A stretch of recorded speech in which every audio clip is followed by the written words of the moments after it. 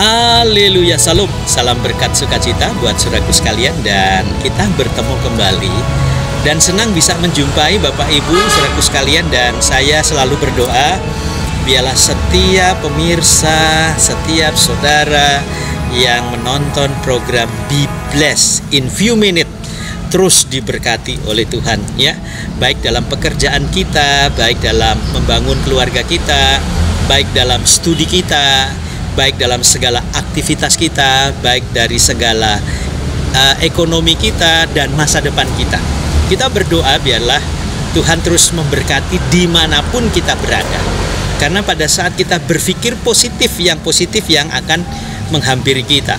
Kalau kita berpikir tentang yang negatif, maka negatif akan menghampiri kita.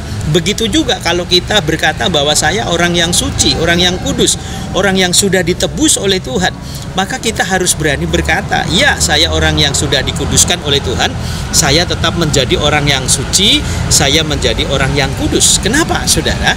Di dalam Filipi pasal 1 ayat 15 jelas dikatakan begini, bagi orang suci semuanya suci, tetapi bagi orang yang najis dan bagi orang yang tidak beriman, suatu pun tidak ada yang suci. Kenapa, saudara?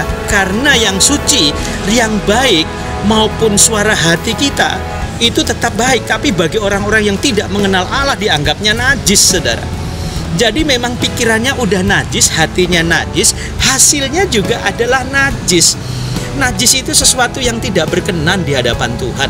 Najis itu bukan hanya pikiran-pikiran kita yang kotor, yang jorok, hati kita yang kotor, yang jorok, yang isinya macam-macam tipu daya. Bukan hanya sekedar itu, saudara.